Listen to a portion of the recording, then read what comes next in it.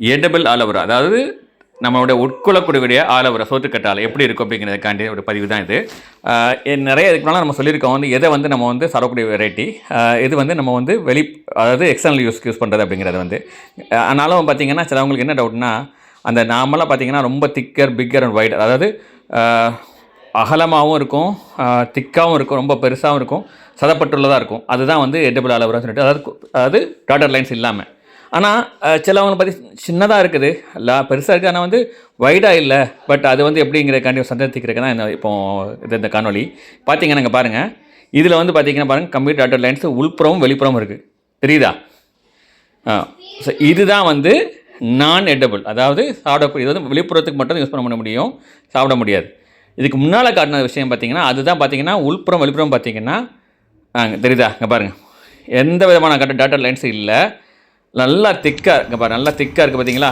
நல்லா திக்காகவும் நல்லா பிக்கர், நல்லா ஃப்ளஷியாகவும் இருக்கும். ஸோ இதில் வழக்கமாக அது தெரியும், நம்ம கட் பண்ணக்கப்புறம் எல்லோயிஷாக இருக்கும். அதை வந்து கட் பண்ணிவிட்டு நல்லா ரன்னிங் வாட்டர்லையோ அல்லது வந்து நிறையா ஈவன் 5 to 7 கூட வாஷ் பண்ணலாம்.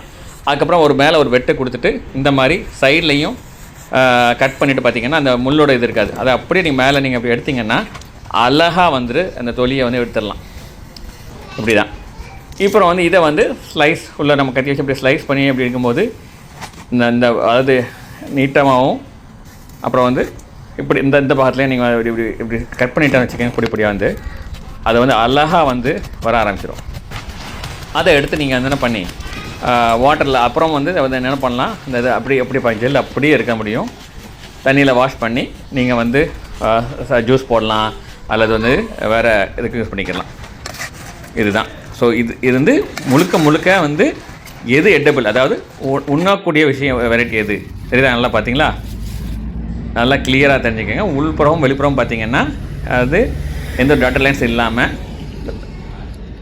கண்டினியூஸாக டாட்டர் லைன் இருக்கும். அதில் தான் வந்து நான் எடிபிள். இதில் பாருங்கள், எந்த இதுவுமே இல்லை, புரியுதா? ஸோ இதில் வந்து நாமளாக பார்த்திங்கன்னா ரொம்ப வைடாக இருக்கும். ஆனாலும் இந்த மாதிரி இடப்பட்டாக்குறை கடமை நெருக்கமாக நிறைய வளரும் போது இந்த மாதிரி சின்னதாக இருக்கும், பட் திக்காக இருக்கும் போது கட்டாயம் கண்டுபிடிக்கலாம் இது வந்து எடிபிள் ஆலோவேரா அப்படின்ட்டு, தெரியுதா?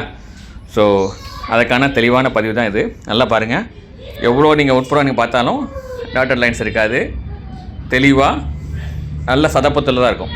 அதுதான் வந்து எடிபிள் ஆலோவேரா ஒன்றும் வெரைட்டி.